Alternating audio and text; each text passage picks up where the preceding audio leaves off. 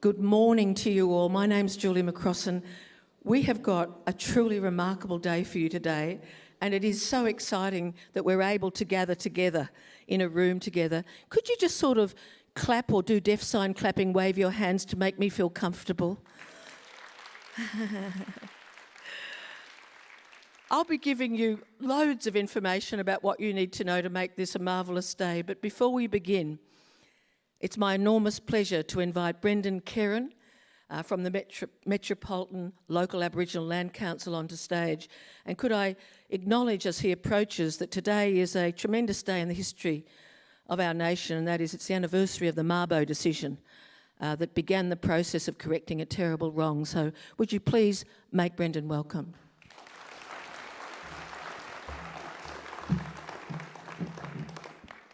Thank you and good morning everyone.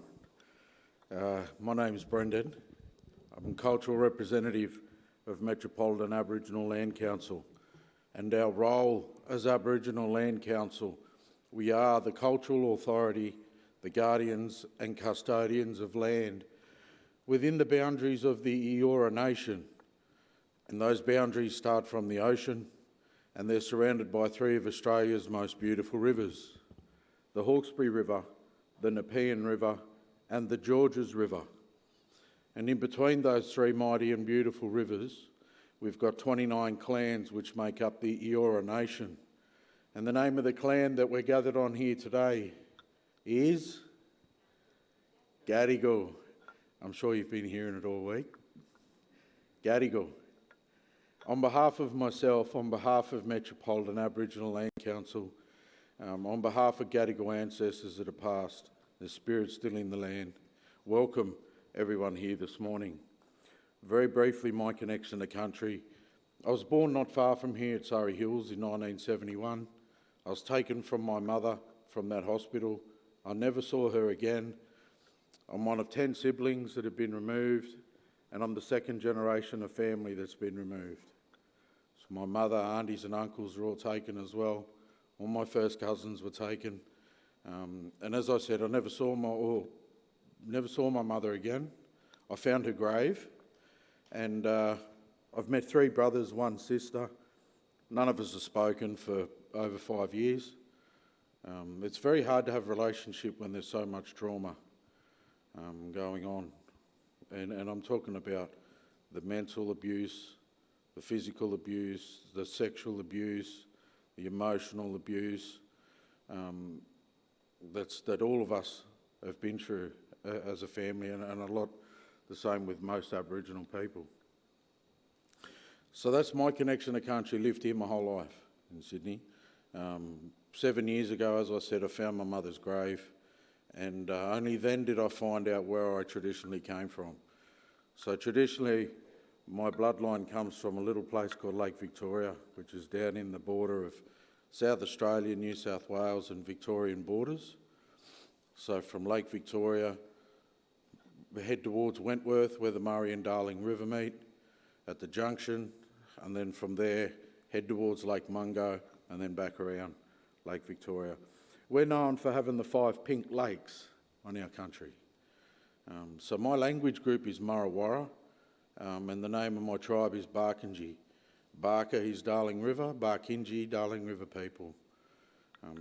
Barkinji all the way along from where the Murray and the Darling River meet, all the way along the Darling River up to Kenya.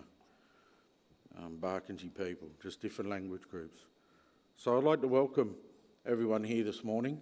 I share that brief little history because when you have a welcome to country, I ask people to have a little bit of reflection time of what Aboriginal people have been through and are still going through to get to where we are today. 10 years ago in Australia, we'd never have had the opportunity to perform a welcome to country or an acknowledgement of country. So for me, it's always an honour and a privilege. The other connection to country I have is through my father's side, my foster family.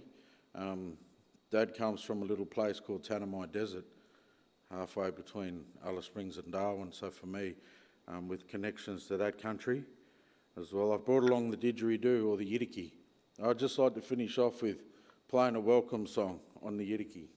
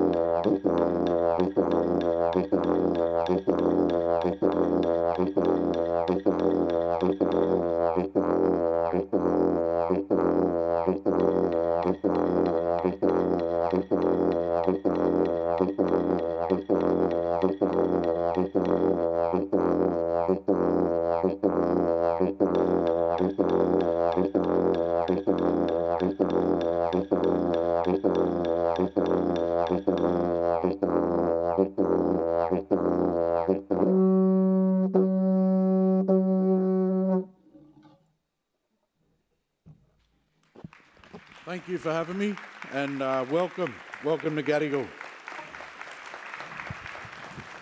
Thank you so, so much. Ladies and gentlemen, I know I speak for everybody here when I say to Brendan Kerin, thank you so much for that welcome. And I just want to say how sorry I am for that history of taking in your family. And I know that this is a group of people, and this is a health district incredibly committed to closing the gap in healthcare problems that are connected with that traumatic history. So would you please thank Brendan again?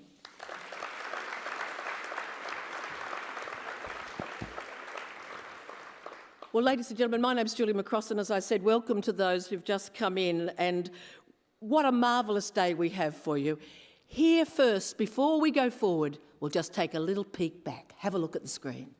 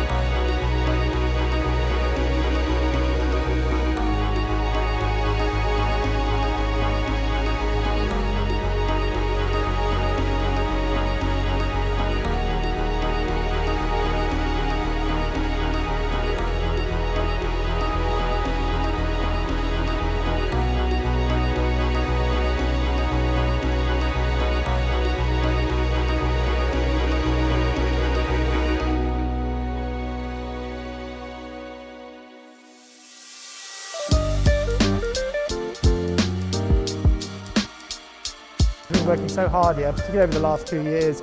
It's great to kind of feel a bit more social again, and I think the smiles are coming back on people's faces.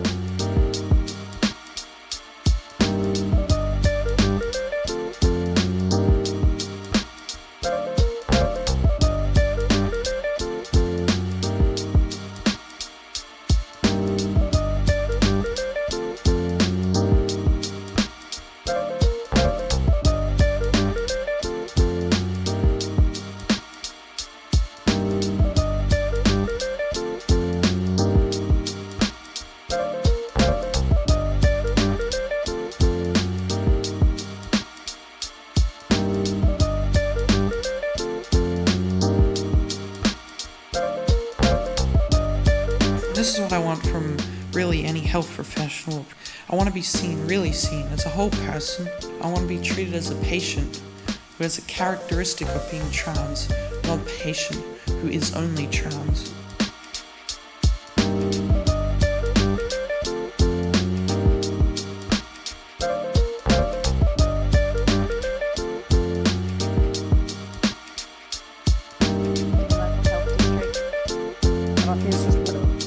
Wonderful to celebrate the success and the achievements of women. It's really lovely to be back in a room together to be able to celebrate this occasion after the last few years.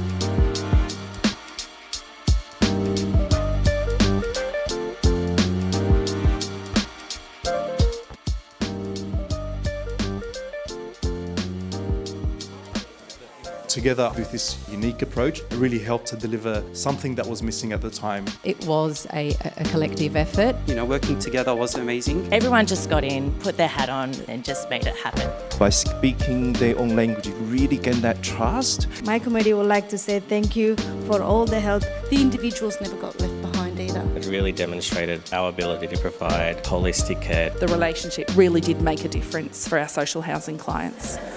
Cooperation and collaboration. I've never been a part of something where everyone has come together like that. Quite blown away by how people wanted to help each other.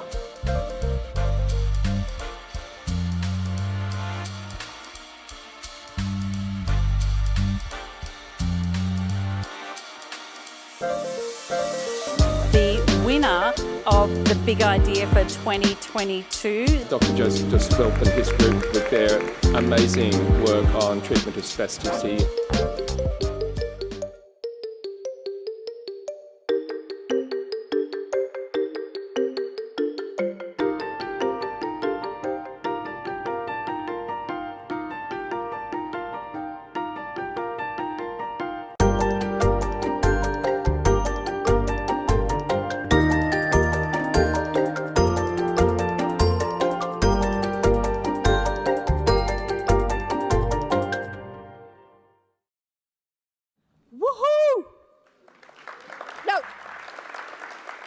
Ladies and gentlemen, I need a level of enthusiasm that outclasses what you just did.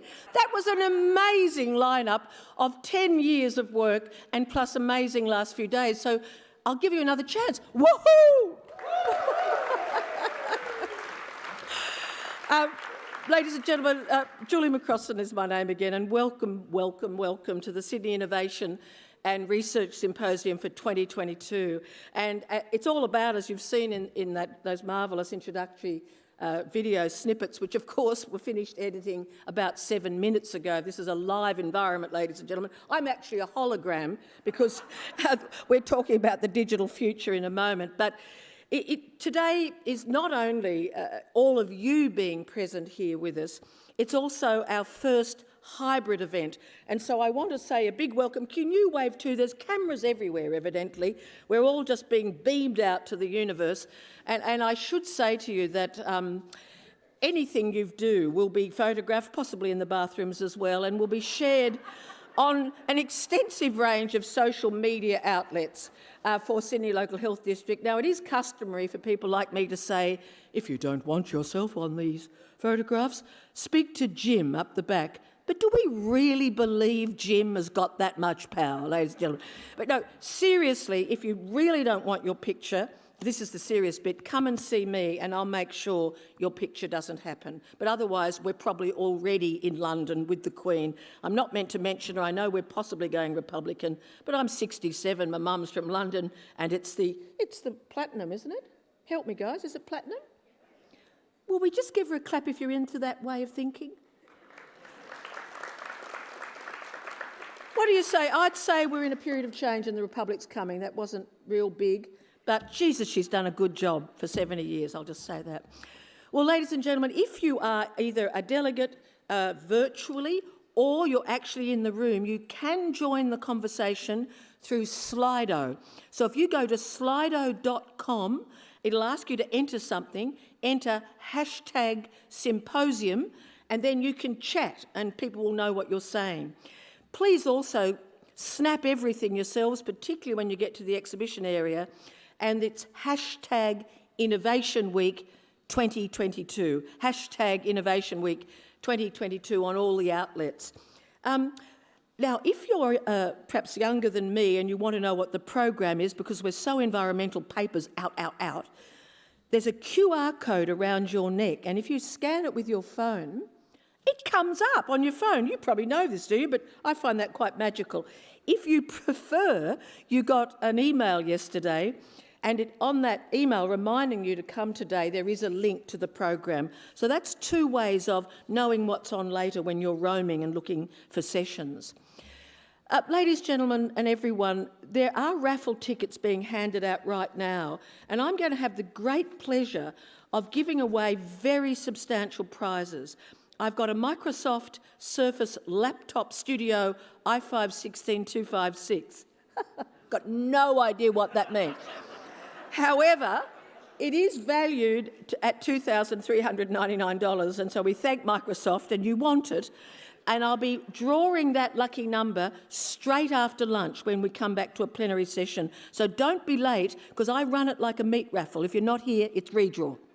That's the rules. So we've also got a Sonos wireless speaker from Five Faces, Fine Faces valued at $5.99. I'm going to be giving that out very, very soon. And from Bunnings, we've got 50 potted colour plants. It won't feel as big as the digital stuff, but there's very good research that having contact with plants is good for anxiety and depression. You're nodding, doctors, aren't you? That's true. Thank you, doctors, nurses, allied health, and of course, consumers, patients and family.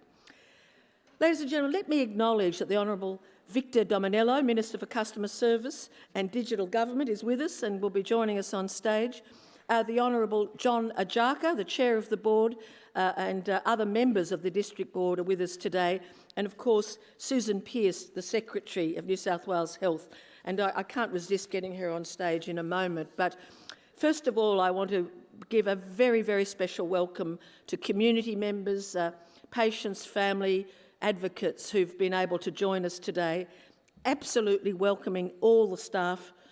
You know, you've done so much in recent time, and it's just fantastic you're able to come here today to enjoy what's in the exhibition, have some decent tucker, and we've got stimulating presentations. I want to thank the 30-plus presenters and guest speakers who'll be with us, and of course a huge thanks to our sponsors. And you can get an e-voucher from 13 cabs if you go to their stall and sign on in the Sydney Connect Exhibition Centre. So that's important, that's a gift. Go to their stall. If you'd like to get onto the Hyatt Regency guest Wi-Fi, here's the information. You go to Hyatt_meeting, Hyatt_meeting, and the password is Hyatt Events. And again, you can ask me if you need to know that. Just a quick word now, ladies and gentlemen and everyone. Do you notice that transgender inclusiveness that's come in? Yeah, just so you know, and when you're up here, to make sure that happens. A quick word now about what's happening in the Sydney Connect Exhibition Centre, because it is amazing. We saw some images of the Tree of Hope. Please go there and add one of your messages to it. There's also photographs by a patient and emerging photographer, Rob Valenti, and there's one example there for you now. Absolutely remarkable, and we're going to hear more about the origins of these images. I'm also really drawn to the work by our visual artists. First of all, Simon Fieldhouse, who's captured images of your working experience with COVID. A bit like the war artists, you know, are sent out into the field. He's been out in the field like he's on the battlefront line, and he has created some amazing images. You can see some glimpses of them there, but they're in the exhibition centre. They're really, really worth a look. And it's also fantastic that Lee Hampton, in this Reconciliation Week 2022, on the anniversary of Mabo, Lee is creating a painting live about connection, culture and innovation. So please go and see Lee and say hello. I saw him speaking to many of you this morning already. And of course, you cannot miss the Capital Infrastructure and Engineering stall. Okay, some of you are not immediately excited, but you need to go to this team because they are working on celebrating 140 years of Royal Prince Alfred. A round of applause for that, please. And 80 years of Concord Hospital. A round of applause for that as well. I always feel a passionate connection to RPA. I was born at King George V.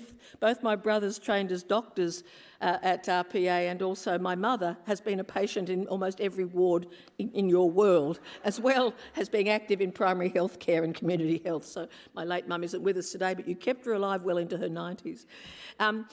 You know, we're looking back and you'll see some wonderful information about that. But today is so much about looking forward, and a massive building program is happening. Building infrastructure, digital infrastructure, and sustainable redevelopment. So take this opportunity with this break from the coalface to go and see what's coming, which is not only going to be great for patients and family, but great for you and your working lives. I've mentioned the photos and the need to take your own and hashtag Innovation Week 2022. And just in case you missed it, if you want to join the conversation, go to slido.com and then it's hashtag Symposium. Well, ladies and gentlemen, this is the moment where I would normally invite Fearless Leader. Fearless Leader is, of course, Dr. Teresa Anderson AM, and our Fearless Leader here at Sydney Local Health District. And as you have probably heard, she is unwell. She's actually got COVID. Who can believe it? So I was going to just pull raffles, but I think the tickets are still going out, so I'll wait to check you've all got tickets and do that straight after lunch, because that will be safer for you to all have a chance. But I've got another prize for you. Could Susan Pearce, the Secretary of New South Wales Health, come up? And I heard a marvellous presentation at the Women's Leadership Breakfast, your journey from Broken Hill as a nurse to here. Those of you who know me well know I never let go of my microphone, but I'm prepared to do it for this woman, mainly because she's a nurse, still registered, and so if I need a cannula or anything during the conference, she'll just whip into action. So give her a much noisier welcome, please. Thank you. Good morning to you all. Can I start by acknowledging the traditional owners of the land on which we're all gathered today, the Gadigal people of the Eora Nation, and pay my deep respect to elders past, present and emerging, particularly anyone who's here with us today. Apologies again that Teresa can't be with us. I know she is so disappointed to have missed this week after it's such a great week when you're all together. There are so many things that I could say about the team at Sydney Local Health District, and I was just saying to Minister Dominello, we would never have made it through trauma, and it is the traumas of the pandemic experience that we've all endured without you. Ranging from hotel quarantine, someone reminded me the other night about those phone calls. I need you at the airport to check those flights coming in. The XPT's arriving at 4:30 this morning. Please, can we get some staff down there? And never was the answer no, which was incredible. So thank you, one and all. There's a couple of people that I'd like to particularly mention, and people who don't always get the accolades that others do. Mr. Taggart, A big round of applause for you. Woohoo!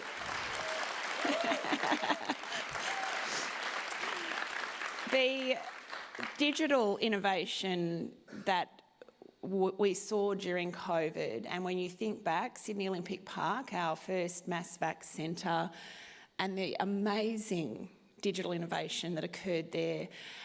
Richard is a man who I absolutely tortured within an inch of his life. And for that, I can only continue to apologise forever. He would get phone call, text message, how many bookings have we got now, Richard? How many now? How many now? And he pretty much responded to all of those. Occasionally he'd let me, sweat for a while, but amazing, Richard. So thank you very much. You were with us every step of the way on that journey. Yes, one more, go on.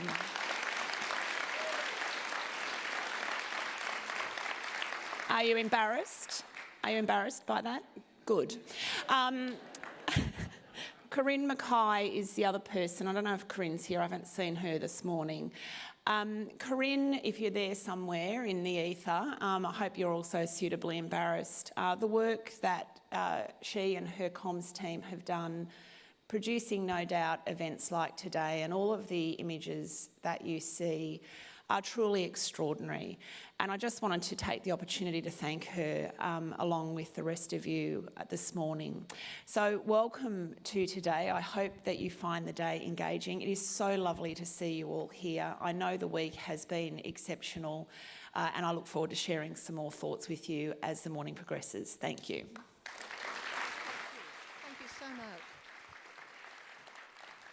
Ladies, thank you so much. Wasn't that great? She had no warning of that. It's amazing. Public speaking is a very important skill. Is Katie available on the screen? Could you just pop her up? I missed her. I'll just see if we can get up Katie. I'm sorry, but this is Teresa Anderson's dog. And, let's hear it for the oodle crosses of the world. I know we'll have people working in mental health here, but I can tell you from personal experience, an oodle cross can help you with almost anything that happens in your life. And so make sure you get one. And Corinne, of course, is living in a home where someone has got COVID. So both Corinne and Teresa are actually managing everything. We're all getting texts from them constantly, but they aren't physically in the room. Well, ladies and gentlemen, it's my great pleasure now to invite us to travel into the future. We're going into the world of digital health and bright ideas and big ideas. And it's my pleasure to invite the man himself onto stage, Richard Taggart, Executive Director, Digital Health and Innovation.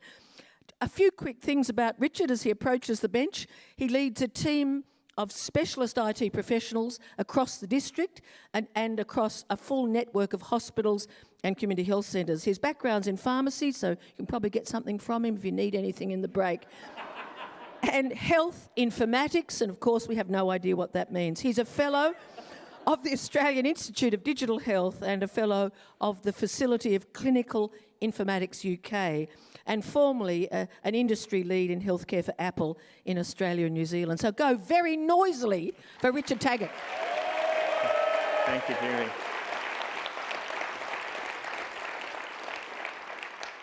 Good morning, everybody. And after that very nice accolade from Susan, I think it's probably set the expectation higher than I can deliver during this presentation. So bear with me, and thank you for the warm welcome, Julie. It's great to see here so many people in the audience on a very cold Friday morning. And I do love this event because it allows us to celebrate our successes, but also dream about the future. Thanks to those who are joining online, and I hope that you were able to interact via Slido. We'll have plenty of opportunity to do that later on throughout the course of the day. So I'm talking about bright ideas for the future, and I'm excited about that because I know that all of you have a vision for the future, and I believe in that vision. And I also believe, based on my experience of working with you, the community that we serve, that you have the determination to deliver that vision. I would like to, though, first acknowledge that we are always on and always has been Aboriginal land. Pay my respects to the Gadigal people of the Great Eora Nation, elders past, present and emerging, and anyone with Aboriginal or Torres Strait Islander heritage who's joined us here today in person or even virtually. I think it's been absolutely wonderful to see the strong partnership that we have with our local community during this pandemic, and we're really proud of the vision that we share with the Aboriginal Medical Services in Redfern, that we want to have the healthiest Aboriginal population in Australia, and I think that's a bright idea for the future worth celebrating.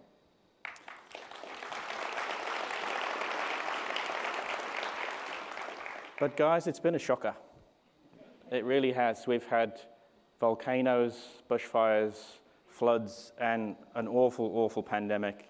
It really has been a difficult time. It's been challenging for the world. It's been challenging for the community that we serve.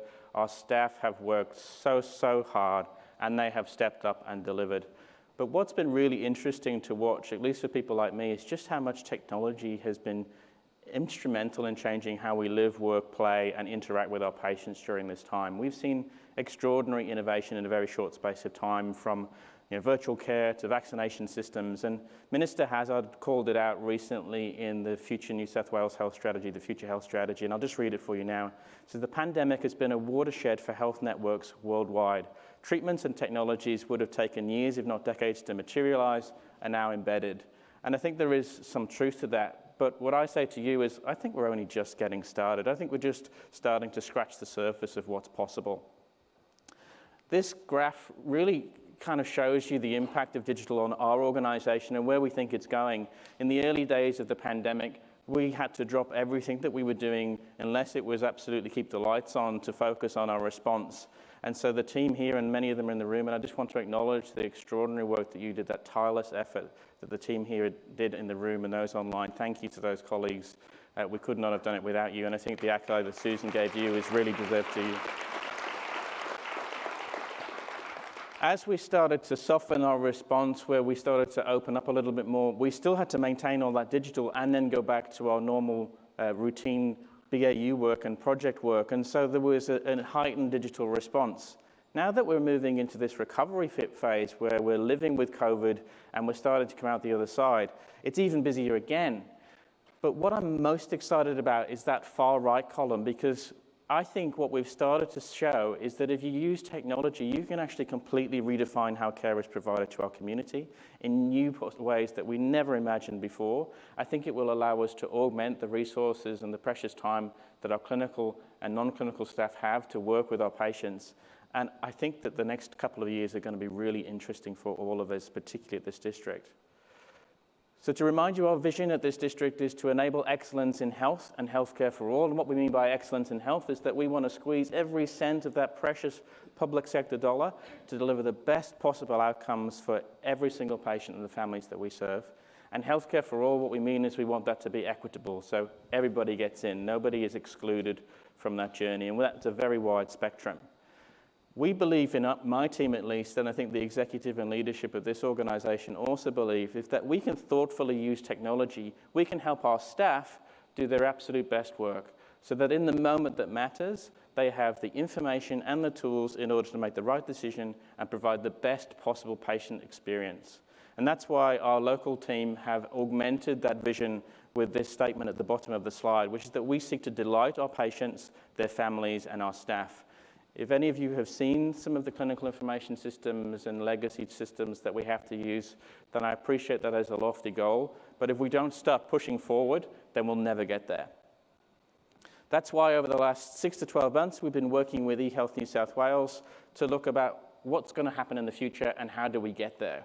We've been working on our 5-year digital strategy that takes us out to 2027, and we've broken that down into 3 core theme areas. We've developed this in collaboration with all of you, with the community, with the staff that we serve. There's over 400 people that have contributed to it. And we've also benchmarked some of these concepts against industry peers worldwide, including validated tools like the HIMSS framework. The first is the foundations. It's just stuff we've got to get done. There's things that need to happen in order for us to run an organisation like this, and we need to continue to keep the lights on. There's some leadership activities that we're already doing, and we want to maintain those and can develop those. And then there's some really exciting flagships, things that I think we can all get behind, where we have the unique ingredients in our community that we can deliver meaningful change to the health system from Sydney LHD. They break down into 15 discrete objectives that all map to state and local priorities, and I'm not going to go through all of those now, don't worry, but I will just highlight a couple of them. In the foundations, no surprise, there's a big focus on ensuring that we're cyber safe and investing in cyber security. In digital leadership, we believe that with technology, we can help deliver our vision to be carbon neutral by 2030. But it's the flagships that I want to spend some time on, and these are on the screen for you now. On the left-hand side, it says the single digital patient record.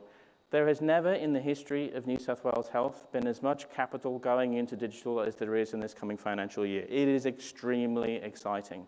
We have got so much happening, and we've got this once-in-a-generation opportunity to address all the fragmented electronic medical records. And we love our electronic medical record at Sydney LHD. We've invested in it for 30 years, but it does need a little bit of a paint lift, a paint refresh, and we think this is a great opportunity to do that. But it's also an opportunity for the people of this district to show leadership, to share our learnings, and help accelerate that program for the state. And so we want to collaborate with New South Wales Health and make that a reality for all of our patients and the staff that we serve. We've shown through the pandemic that virtual care is a game changer, and we're already leading with things like RPA Virtual, but we want to continue to double down on that investment and be known as a world leader in virtual care, to develop the models and the technologies to support those models that really redefine how care is experienced and delivered and potentially have a worldwide implication. Now, Florence Nightingale was a pioneer of patient-centered nursing, and we asked ourselves, if Florence Nightingale was alive today in 2022, how would she use digital to deliver a patient-centered healthcare experience? And so we've pulled together a series of projects and programs in our Florence program, which you can go and have a look at in the Expo Hall if you have a chance later on today, that leverage both statewide and local investments to deliver a really patient and family-centered experience with technology, apps, and the like. Go and check it out. We've got a once-in-a-generation set of capital infrastructure investments happening all across our campuses, from the RPA redevelopment, the Sydney Biomedical Accelerator, Canterbury Hospital, Health Ones, you name it. It's going to be extraordinarily exciting time for everybody as we build these new facilities and infrastructure. We want to make sure, though, that that infrastructure has the digital smarts on the inside so that we can deliver the best experiences, the best outcomes, and keep ourselves ready for the future. Artificial intelligence is completely changing industries worldwide, and we're already using artificial intelligence every day in the district, but I don't really think that we're leveraging it to its full potential, and I don't really believe that we're leveraging the assets that we have in the data that we've collected over the years and we're the respectful custodians of, in order for us to really meaningfully see that artificial intelligence change the way that we care. And that's why we're going to create a Centre of Excellence in Artificial Intelligence in Healthcare at the district, and I think that will make a big difference in the near future. But for all of this vision, you need the workforce ready, and you also need the people to deliver on the vision. And so we're really putting a lot of emphasis into the digital workforce and education pathways that we need in order for us to actually respond to future pandemics, but also to respond to this very ambitious program of works over the next 5 years. But really is, though, about patients and their families, and it really is about making sure that in the moments that matter for them, we're using technology thoughtfully. And really that's the heart of our strategy, and we'll be publishing it online shortly for your feedback, and we encourage you to come and have a chat to us in the Expo Hall about it later on. I would say we know that the future is delivered by optimists, and it's really delivered also by determined people like you. And I'm optimistic that digital can deliver a brighter future, and I know that there's a lot of people in this room and online that also support that vision. I just really encourage you to come on the journey with us and help us get there. There's a lot you can come and see and talk to during the period of the next few hours, and I really encourage you in the break to come and say hello to my team. They're all in their digital health blue shirts, and we're also happy to connect with you online as well. So thanks very much for listening to me. I'll hand back to Julie. Thank you. That was truly great. Thank you so much. And Richard will be joining us again shortly for a panel. But it gives me great pleasure now. I just want to comment on that word delight. I think that's just such a brilliant word to use when you're in the, that vulnerable position of being unwell yourself or someone you love is unwell. And care is so critical. Our next speaker is going to be speaking about that. And I just want to acknowledge, and I'm sorry, I don't know the name of this person, but someone has remembered in this room, a nurse, that I had throat cancer 9 years ago, and I've had a lot of radiation, and my voice gets a bit rough. And so a tea with honey was delivered to me, completely unanticipated. Yes! Would you agree? And I know our next speaker will be addressing this. It's my great pleasure to welcome Harry Iles-Mann. He's going to talk about how do we champion humanity in healthcare. He's a health consumer advocate with years of experience with chronic health issues since childhood. And I ran this past Harry and he agreed. He's active in everything possible to bring constructive, compassionate change through co-design and more. So go very noisy, please.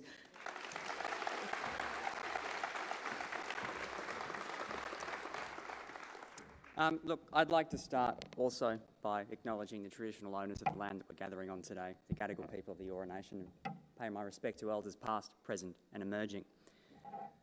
Look, I'm not really known for my brevity, and I was thinking this morning that I'd be lucky and I'd avoid the presence of the bell from yesterday, but unfortunately, just as I was thinking that, someone walked past me with it, so I'm feeling a little bit nervous as we go into this, but I'll do my best. I think, look, it's a really big question. How do we champion humanity in health? And I think really, if we're being honest, it has a lot of different answers. But there's one answer that I think has a transformative potential when it comes to the way that we design, deliver, reform and innovate as individuals, as organisations and as a sector. Now this answer starts with a little bit of background about me and the journey that I've been on to be able to share with all of you this morning. Before any professional title, I am first and foremost a patient managing several complex chronic physical and mental health illnesses. And courtesy of, as Richard has said, a pretty rough 2 years past, I'm also now the recipient of 2 full liver transplants. My journey stretches back to early childhood when at the age of 3 I was diagnosed with ulcerative colitis and primary sclerosing cholangitis liver disease. Most kids remember their school day starting at drop-off, but for me it was a little different and often would start with a detour to have my bloods done on the way to school. I struggled growing up. My days mostly split between trying to keep up with my schooling and being bedridden, often curled up in the fetal position in excruciating abdominal pain, fighting debilitating cramps and lethargy. In the 3 years prior to transitioning from paediatric to adult care, my colitis had progressed so dramatically that at the age of 16, I was faced with the challenge of my first of 4 major operations. Partway through completing year 10, I had all bar 10 centimetres of my large bowel removed. 3 years later, in early 2013, I again underwent major abdominal surgery after suffering 9 recurrent bowel obstructions in the 12 months prior, which also, luckily for me, happened to be while I was completing my final year of schooling and my HSC. Moving forward to shortly after I celebrated my 21st birthday, and I was fortunate enough at that point to start studying what had been my passion and moved to studying law at university.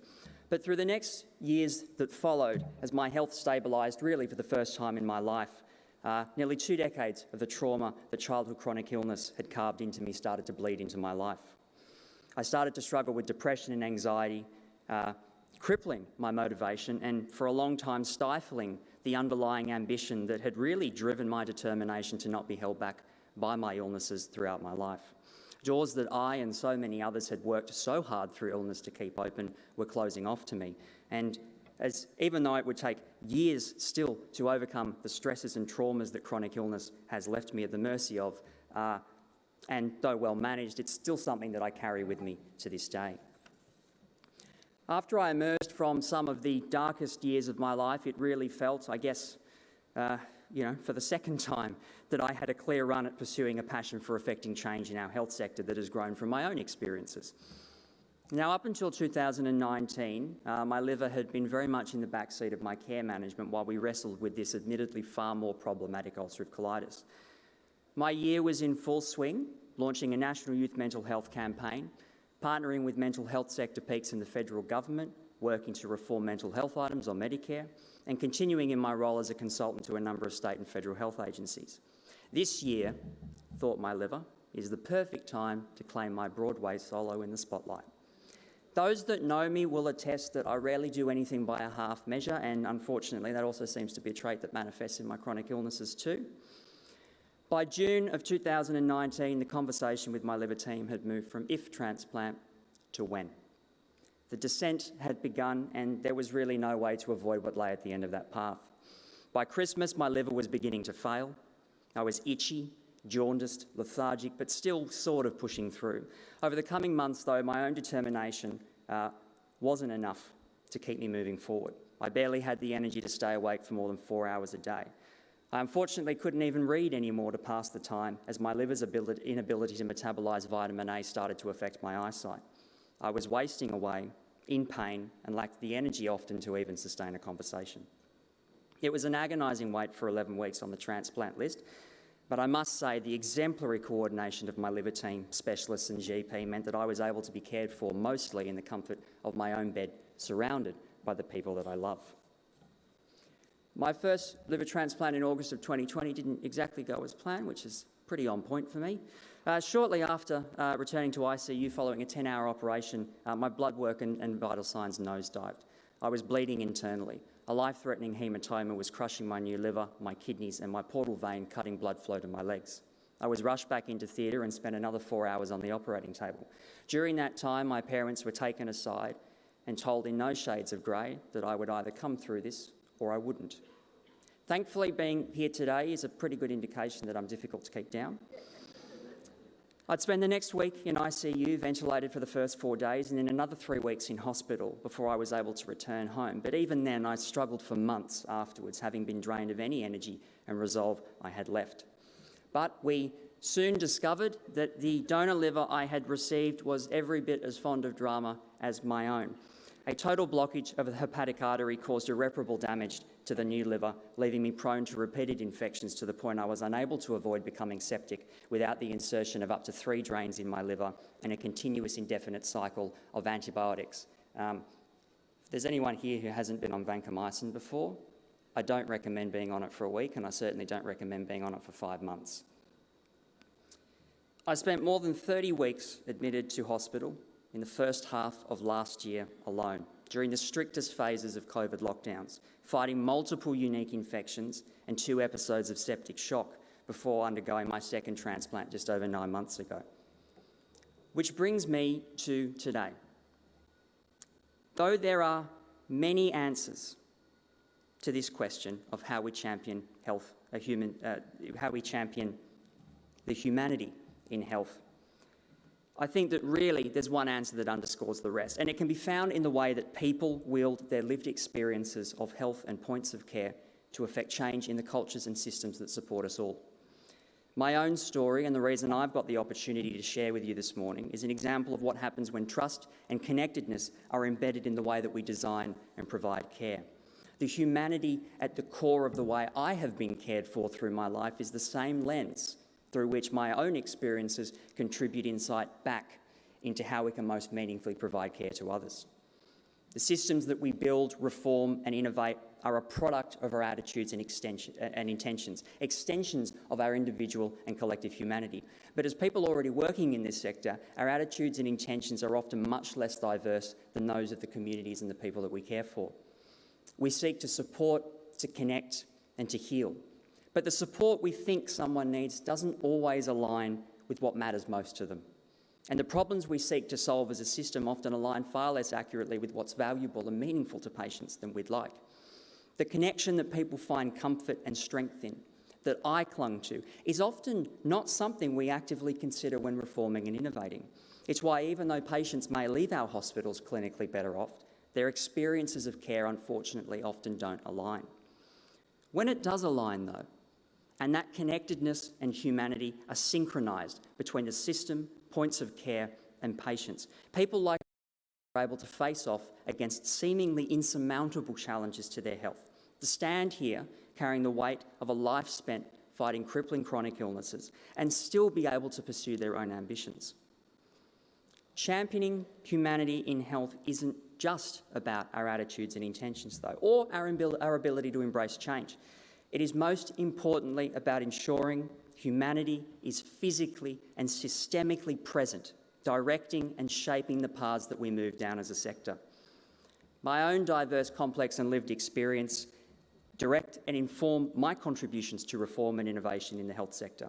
A wealth of experiences, of lessons on how to build meaningful connections and contributions that embed humanity in the culture and practice of healthcare.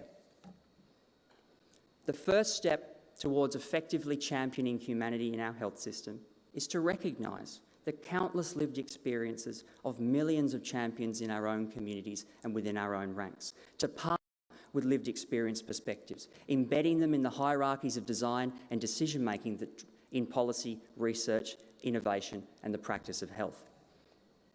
Like Richard said, we face a number of significant challenges as we reflect on our past, take stock of our present and look to the future. But if my own experiences of adversity capture only a microcosm of our health sector as it stands, the value of tethering decision-making and innovation to the humanity and the human experiences at the core of our care provision cannot be overstated. People, perspectives and experiences remain our most powerful drivers of research and innovation. The future of health, I'm sorry to say, Richard, is human. Thanks very much.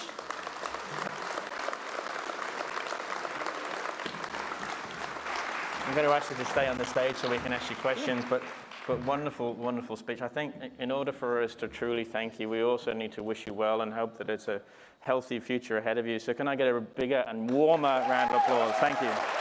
Would you like to take a seat for us?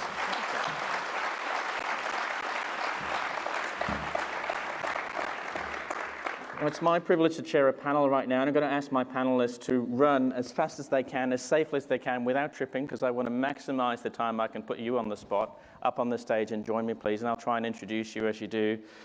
So we are very pleased to welcome the Honourable Victor Dominello, Minister for Customer Service and Digital Government. Leaps onto the stage, a man we know has big ideas for the future, and I'm sure we'll hear some of them. Susan Pearce, Secretary for New South Wales Health, you heard from before.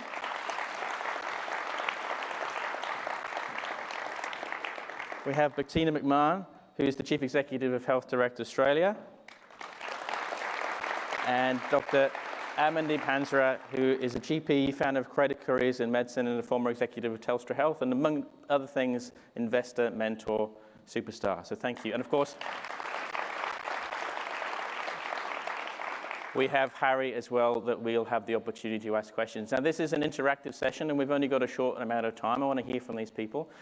My lovely partner in crime, Julie McCrossan, has got a microphone, so she's going to be looking for your questions shortly. We can also have questions online, but I'm going to start with the first question, and because Susan put me on the spot, I think I should return the favour. It is a career-limiting move because she's my boss's boss.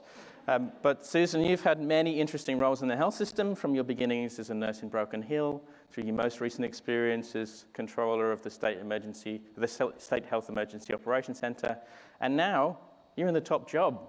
You get the opportunity to create the future for this organisation that we can clearly see that you love. So tell us, what are your bright ideas for the future? Well, thank you, Richard. That's what you get for being nice to people, isn't it? Can I just start? Thank you so much for sharing your story with us. I just cannot believe what you've been through. And it's an interesting thing for us to contemplate, I think, as a human system, this mix of digital and human. So from my perspective, I'm an old sook, so I can't get through those sorts of stories. I'm like, Teresa and I could be twins, I think, sometimes with the crying. You know, but we've really got to find that balance, I think. And so from my perspective, as a person who's been interested for a long time in the human experience in health, how do we find that balance, and how do we get the stories like the one you just told into how we shape the system of the future?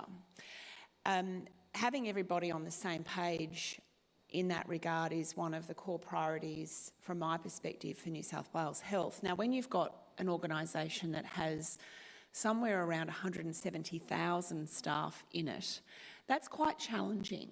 And working out a way to get that message through every single layer of our organisation is something I think we all need to contemplate. What does, and as many of you know, when I was the Chief Nursing and Midwifery Officer, I made, with Brian McCorn and colleagues, small acts of kindness that film now dates back almost 10 years, can't believe it. And that was our attempt to, I guess, spread the message across the health system, the importance of kindness and compassion. And in this very room last week, I addressed the Health Services Union conference, and I said to Gerard when he asked me to come, are they going to be mean to me? Because if so, I'm not going. But I took the opportunity, and they weren't, and they were absolutely delightful, I must say. I took the opportunity to tell that conference my patient story. And many of you may have heard it before, and I'm not going to repeat it now, but I similarly don't do things by halves. And when I was 32 years of age, I had open heart surgery, followed by a tamponade, and I came about as close as I could come to not being here anymore. My liver was also very unhappy at the time because of right-sided heart failure. And from that experience, I learnt that the small acts of kindness that we make all the difference. How do we find digital mechanisms going forward to enable this across our system? Simple things can make a difference, and at the moment, and as I sit here with my mobile phone on my leg in case Minister Hazzard has urgent requirements while I'm up here, we live our lives through these devices. We can do banking, we can use our Service New South Wales vouchers if you're going to the movies, you can do pretty much anything. You can see your vaccine certificate, and yet in health, we're still a long way behind, I think, the digital innovation that can lead us into the future. And so to round that out, and then I'll shut up, Richard, because I'm taking up all the time, is how do we capture the experience of patients in real time in a way that we can address issues promptly and quickly, not wait for 12, and sorry BHI, but not wait for 12 to 18 months for a patient experience survey to be received before we act on the messages that we're hearing from our patients, carers and our community. And so for me, one of my core priorities will be seeing that through in the time that I'm the Secretary, very proudly the Secretary of New South Wales Health. Thank you. Thank you so much, Susan, for sharing that story. My next question is for Minister Dominello. You're well known for your focus on customer service and using digital to improve citizen experiences, and there's many in this room and online that eagerly await your next big idea on a LinkedIn post.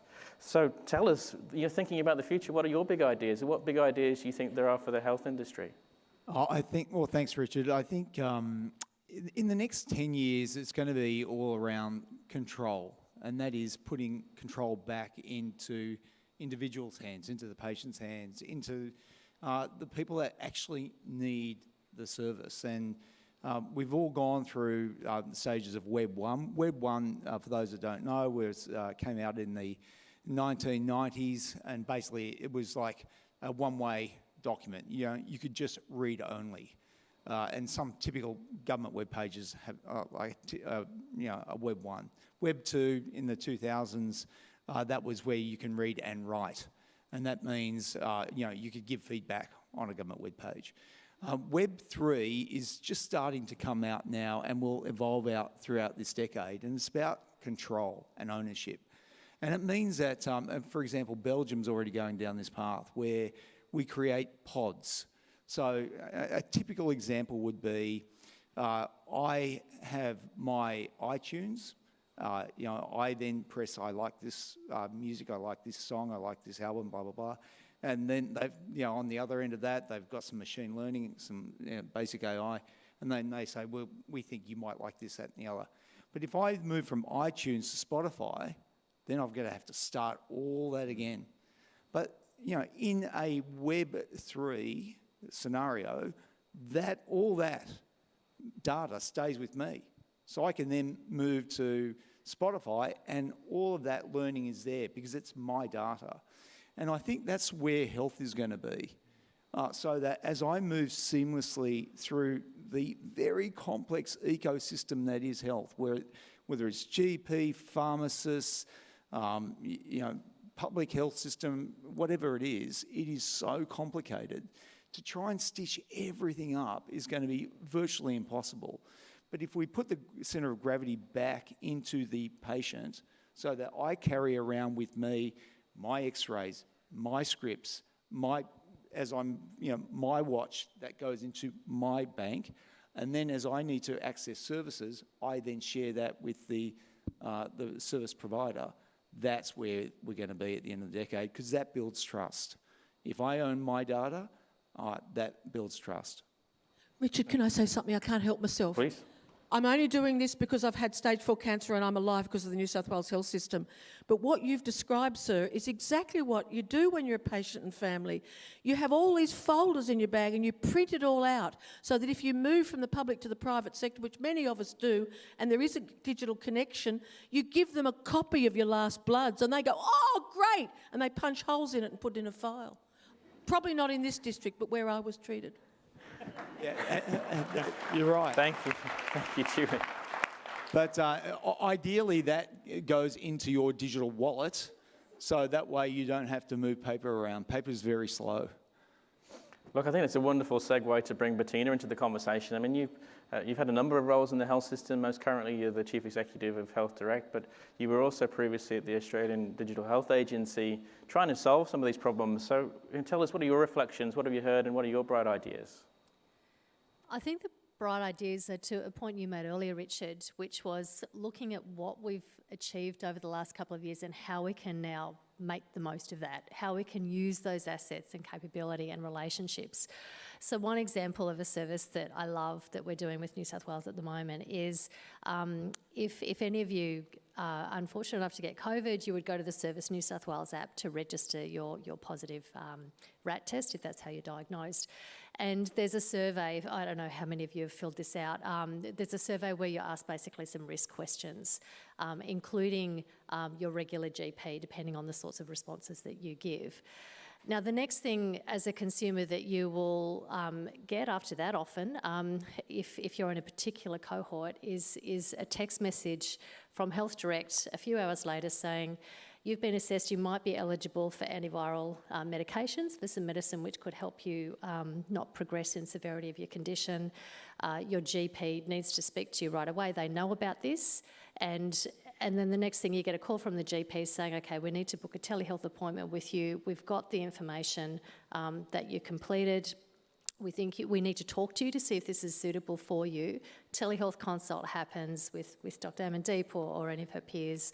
Electronic prescription can be issued, which is the work that we did with the Digital Health Agency, and you can be on that course of medication. And this audience will know the time criticality of this process has been reduced down to hours because of the work that we've done. Now, if any of you are interested to know how that all works, come see me in a break, but it's work with New South Wales, with Susan's team. There's a lot of IT in the background with secure messaging through to GPs, and we're going to start next week. This is about a month ago we started this service. We're connecting over 1,000 patients a week in New South Wales with GPs for this service, and next week we'll start by ringing those patients. We didn't want to hit them up too soon, but we'll be ringing them back to actually get their feedback on the service. How did it work for them? What happened?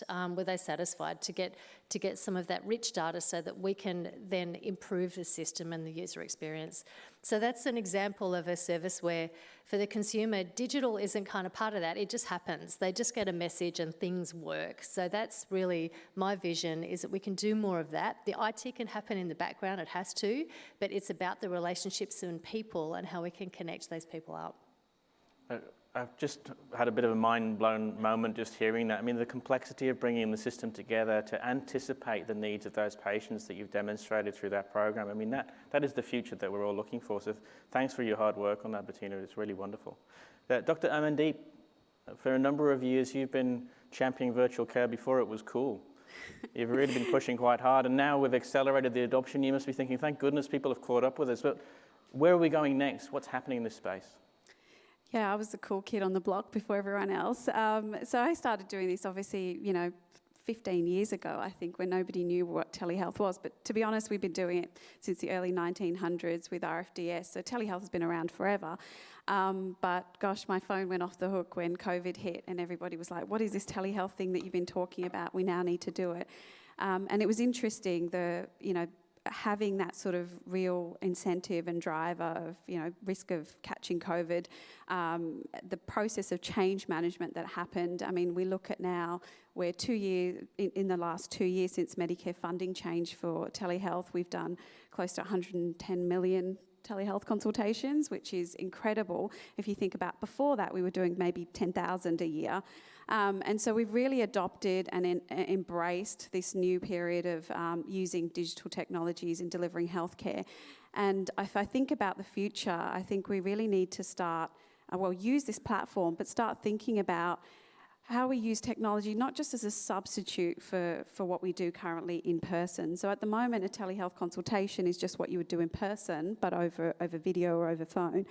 But how do we take technology and actually redesign our models of care? And I think, Richard, you've mentioned this before, but it's flipping it on its head and actually thinking what would be the ideal scenario for a patient. And I think Harry's given us a really great example of what would be an ideal experience, seamless one where his data goes with him, he doesn't have to repeat his story 100 times, he doesn't have to be chasing pathology results or information.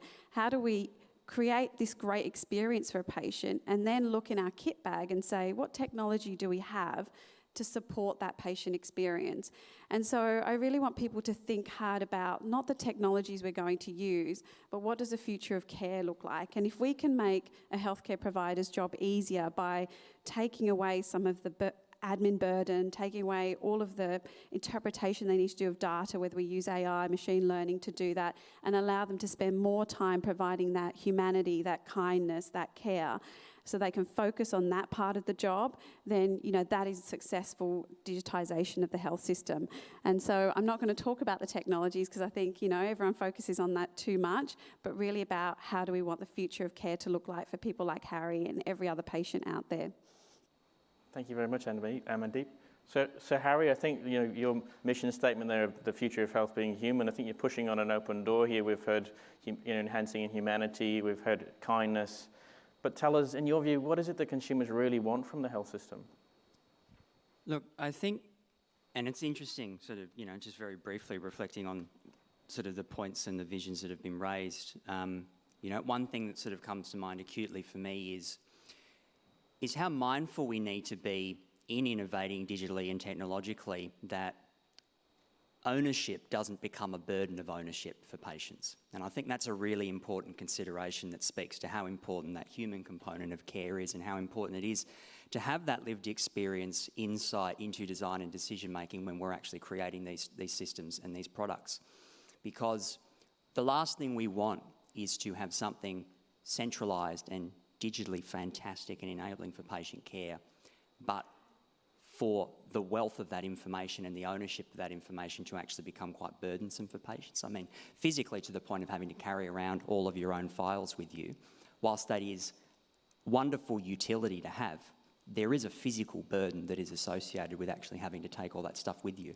So we need to be really mindful of how we best innovate when it comes to technology and the digital piece in health without necessarily increasing the burden that we're placing or the onus that we're placing on patients themselves to have to be the arbiters, the gatekeepers, the owners and the coordinators of their own care. In a lot of ways, we need to see that the system actually reflects and supports and, where possible, creates those linkages itself so that in those instances where it's not possible for someone like me and for other patients to bring it all themselves, we're not worried that there are then going to be very obvious gaps in assessing our care and our care needs and what's valuable to us. I think the other really important thing to consider is that, very much to my point of the digital innovation piece is a hugely powerful piece, and it's one that I've personally been very involved in as far as, a sort of a space and a discipline of health innovation for the last 5 years. But something that's really important in that, and I think something that's really important to reflect on as well, is the notion of being mindful not to conflate patient experience with lived experience. Patient experience, to me and to a lot of the consumer and patient community, and I think from a point of evaluation, patient experience is an outcome of care. It's an experience of care, which is predicated on the fact that the care has to happen first.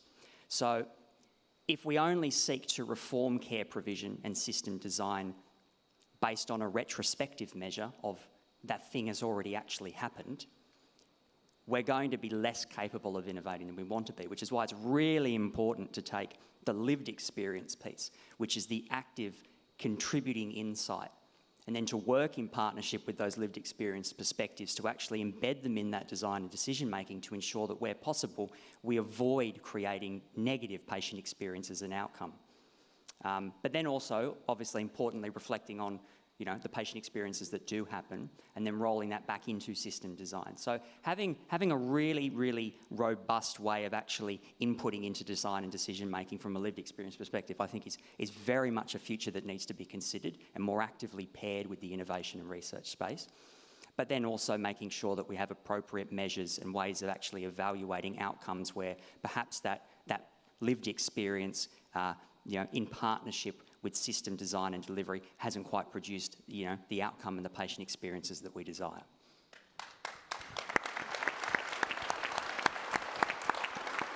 You got a lot of people in this room that agree with you on online, Harry, so thanks very much for that insight. So this is your opportunity, folks. You've got some really fantastic panelists here. I'd love to hear your curly, interesting questions. Let's get this conversation started. Julie's going to run as fast as she can with the microphone. I can stand so I can see you. And you can also make comments. We're interested in your point of view. I never let go of the microphone except for Susan Pearce, sorry. Can you just introduce yourself? I'm Nikki Reid from Respiratory Chronic Care. I just wanted to really ask you about the patients who actually haven't got a mobile phone and where they're going to fit into this digital age. Fantastic question. Usually people go to the GP at that moment, don't they? No, sorry. Well, it's a really good question because I get that question all the time as the Minister responsible for Service New South Wales, because ultimately what I'm trying to do with Service is digitise as many paper forms as I can so that people can do all the stuff they can do at home, on the beach, etc., rather than going into a service centre. But the reality is there are going to be people like my mum that just are not confident with mobile. They're not confident with digital. So we're living in a twilight age where we do have to make sure that we provide channels for those that are not confident, that are not comfortable, that don't trust digital. And that's why, that service model that we've got is we've always got those service centres there. So that, my mum and people like my mum can go up there, be met with a concierge, and if they want to go to the next stage and meet somebody else at the front desk, they can, and they can do all the work for them. So I think that's critical because that goes to trust, inclusion, making sure that we don't leave those that are not on the trust component. Would anyone else like to comment on that quickly before I go to our next person? She disappeared, Julie. She's too quick for me. Yeah, can I make another comment? Really good point. I'll add something to that by saying that digital isn't just something that's available to people who have devices and technology and those who don't. What I'd like to say is that digital provides opportunities for us to reach communities that we're not currently reaching well through face-to-face services. So an example is on the Health Direct service.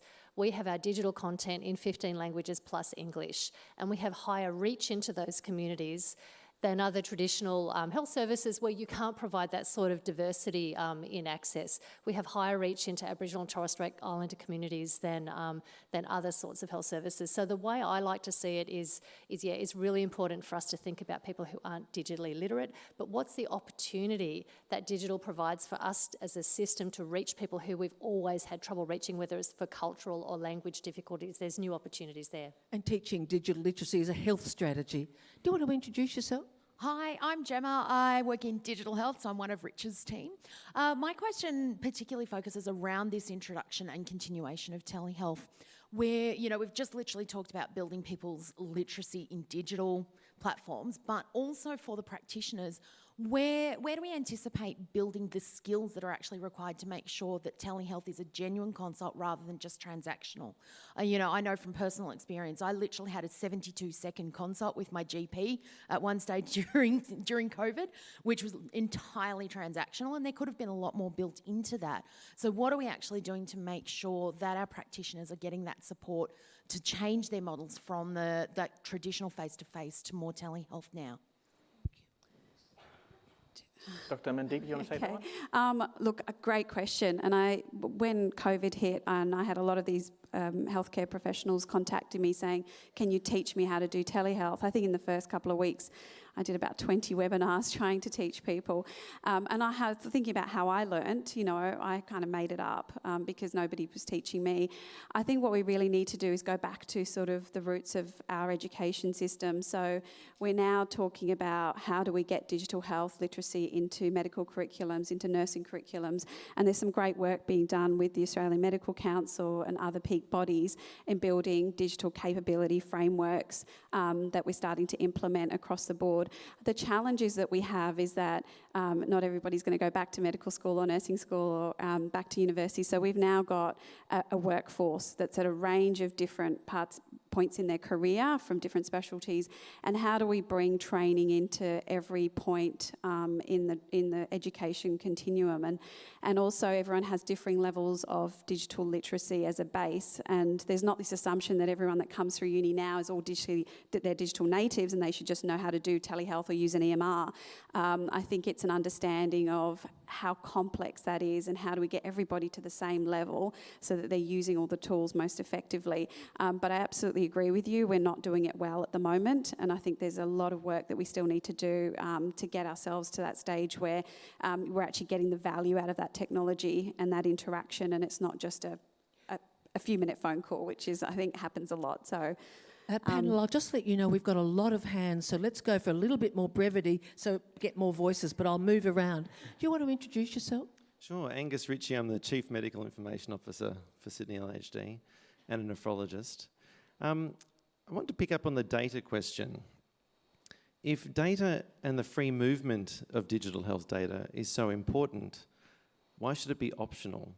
Why not mandate it? Why not give the patient full authority over their own digital health data so they can move it wherever they want to, analogous to the information blocking legislation in the US? Thank you.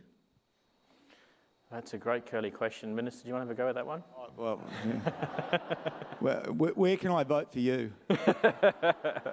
I think we're going to get there eventually. I just think we have to. We've realised in the last decade in particular that we've got to put the centre of gravity back, in this case to the patient or to the individual, to the customer, whatever the case. Institutions are very important, but the centre of gravity, and that means data, needs to go back. So I think we're going to get there eventually. Yeah, great. We've got a lady over here, if people can see. Can you just come quickly towards me? I'll just get you into the light. It's a television skill. And Julie, we've got some wonderful questions online for those watching virtually too, so I might take the next one online after this. Okay, and then we'll come to this gentleman. Thank you. That'd be great. Do you want to come next? Come forward, please. Who are you? I'm Salima Chandler. I do voluntary work with aged people. Worked in the system for about 40 years in the health system, retired, and now I do voluntary work with aged people. One of the things that I do is teach older people how to use their phones, how to access any information from the hospitals or whatever. That's what they come to me to learn for. It's a service that is provided by the community. They still have to pay a small fees. When is the government going to look at helping these people more? Put in more money into it. My work is volunteer. I don't get paid for it, and the teachers who does it, it's 3 of us only. We need more people to get into the age system, teaching them about computers. My oldest... I do have to finish there. I'm sorry, but can I get a comment from that? But thank you for raising that point. Victor Dominello, I think it's you. I can share a thought bubble with you. So one of the, because it seems to be a theme here today, obviously when you got your service app, you got the COVID check-in, the vouchers, et cetera, et cetera. I think one of the tiles that we need... Keep the mic near your mouth, sir. Sorry? Keep the microphone near your mouth. Oh, sorry, it's hard to do both. But one of the things I'm thinking about is that one of the tiles we put up the top is around, we'll call it, say, hypothetically, digital uplift or digital competency. So you get asked 4 questions, like, do you do electronic banking? Do you do A, B, C, D? And then you can have a quick assessment, like what Health does already, to say, look, you need more assistance, or we can give you more assistance around digital literacy, and then farm off to experts like you whether it's yourself or other NGOs, so that we can uplift people that need more assistance. So that's one of the ideas we're working on. We've only got 1 minute left. Can you do one, Richard, and then we'll give this poor gentleman a go? Yeah, I think this is a good question for Susan, actually. And there's a bit of a theme, but I'll pick the best one. How do we ensure that we don't lose the people connection within healthcare during emotional times when you can't replace the support of someone across from you? Yeah, it's interesting, actually. I was going to touch on that during one of the last responses, because that is one of the really critical elements to this. So think about having to give someone bad news across a telehealth platform or a video platform. Say if it was, from one of our metropolitan services out into rural New South Wales, and the clinician, and I've had these discussions with clinicians out in Western New South Wales. So it's really important for us to not just assume that our entire health workforce is going to be able to adopt these modalities, and we make that mistake repeatedly. We bring in something new and expect everybody to just jump on board. We've really got to think about what does that mean, and to have a human with that person during times when things are difficult, I think is really important. To make the point, this is about enhancing and improving our health system, to reduce burden on our clinical staff, but never to replace them. And I think that's a very important message, and that human element will continue to be very important. Thank you so much. I'm sorry, we don't have time, and this gentleman's waited for ages. So do you want to introduce yourself and say your question? Hi, I'm Tim. I'm part of the eHealth team. It's probably more of an understanding. So we like to think we're living in the future, and we're building capability through human-centered design and technology. One of those things would be patient-reported measures, which really gets down to both the human side and the technical medical side. How is that, the good things that we're doing in health, how is that messaging getting out to the rest of New South Wales? That might be you again, I think, Susan. Look, I think the straight answer to that is that it's not at the moment. So our patient-reported measures are being reported. It goes very importantly to clinicians so that they can best use that information.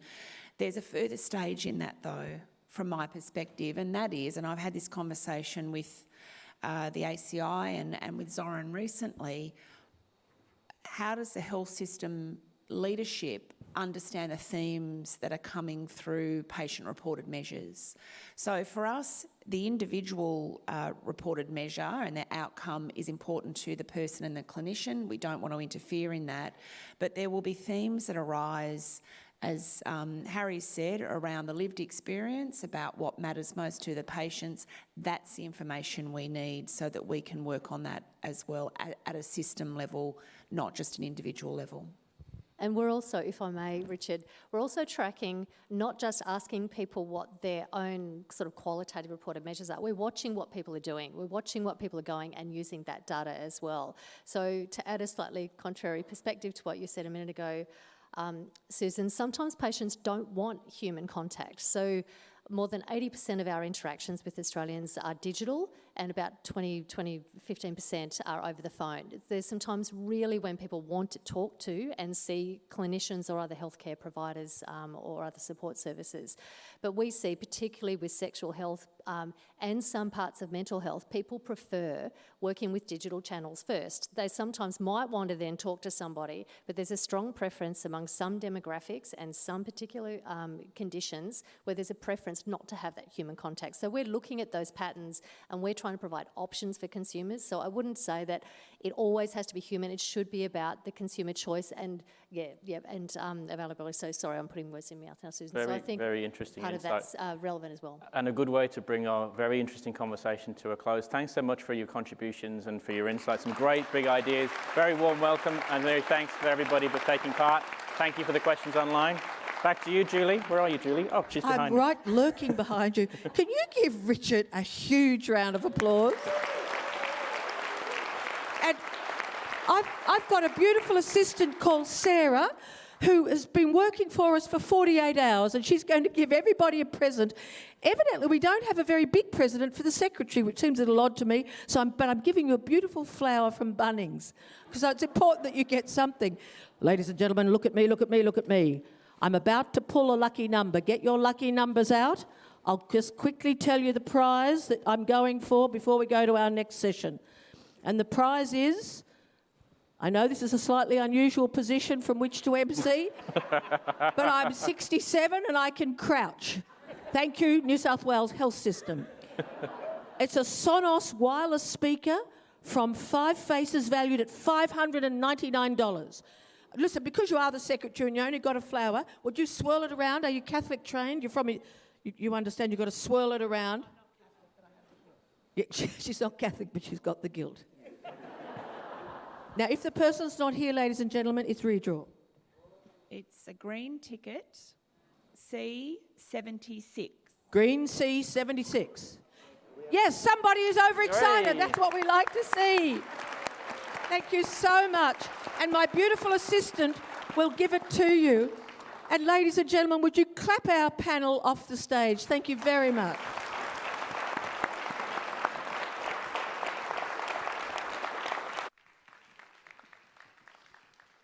Well, ladies and gentlemen, we now have a truly special contribution. And again, it is someone with a powerful patient story. We're going to hear from Rob. He's going to share his photographic journey of his treatment at the ketamine clinic, and you're going to hear more about it. It's an introduction to our next session, which is titled Pleasure and Pitfalls of Next Generation Psychiatric Treatment. But we begin with Rob's story.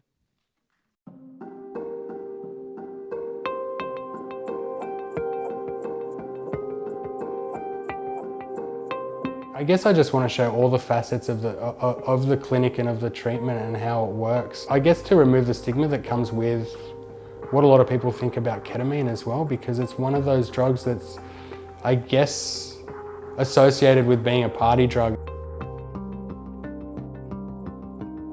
The fact that it's the first clinic of its kind in Australia, and it's a new treatment that a lot of people don't know about, like trying to kind of put that out there for people to see. I've lived with mental health issues my whole life, mainly treatment-resistant major depression. I was diagnosed about 10 years ago and started on antidepressants, and have been on just about every antidepressant on the market. There's a growing body of evidence to, looking at the efficacy and safety of repeated low-dose ketamine treatments for really difficult to treat depression. They can get ketamine treatment, they can feel well for a little bit, but if nothing else happens in that period of time, then it might not last forever.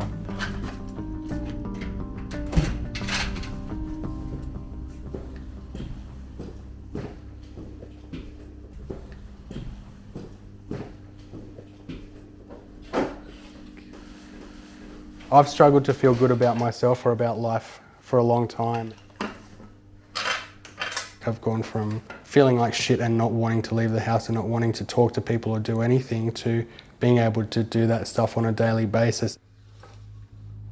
So I picked up a camera and slowly started just kind of walking the streets of my neighbourhood, and then basically gradually venturing out. I got on a bus, went out to Parramatta for an hour, and then started getting on a train and just going into the city.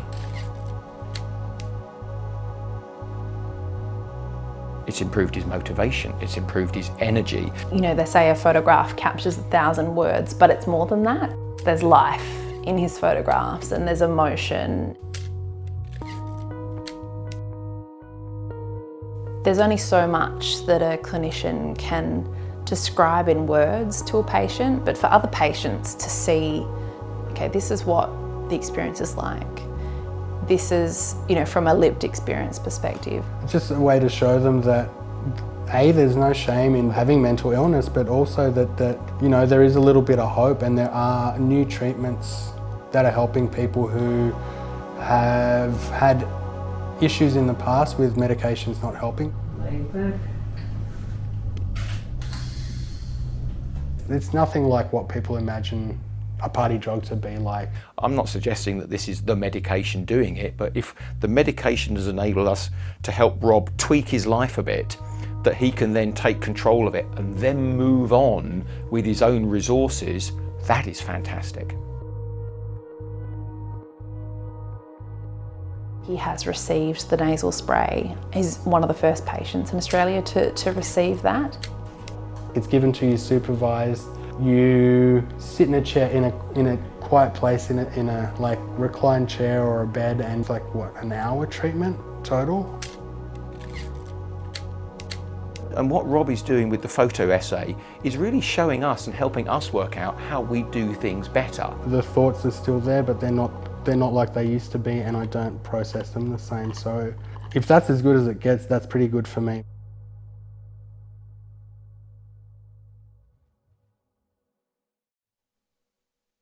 Ladies and gentlemen, a round of applause, please. And I think the gravitas of that pause was good because we were absorbing the information. Could I now welcome Professor Nick Glozier, Professor of Psychological Medicine, to introduce this session, The Pleasures and Pitfalls of Next Generation Psychiatric Care. Please make him welcome. Oh, hello everybody. I too would like to acknowledge the traditional custodians of the land, and being English, I'd also like to acknowledge the most impressive elder during my lifetime, who's having a diamond, her platinum jubilee today, Queen Elizabeth. Anyway, really, I think 70 years at the head of an organisation is somewhere that even Theresa may not get to. Well, we'll see. There's no stopping us sometimes, I think. So really, I'm going to talk to you about the problem. I'm going to talk to you about treatment-resistant depression a little bit. So what is the problem for this? So depression, about 2 to 4% of the population. We have really, really good longitudinal data now that really shows about 1/3 of people who have a clinical depression do not respond to multiple antidepressants and the kind of psychotherapy that we give people, and augmentation with other treatments. That means somewhere around 1 in 100 to 1 of 200 Australians live with chronic treatment-resistant depression for which they have very few, if any, treatment options. You most likely know people like this if you've got a reasonable number of friends and acquaintances.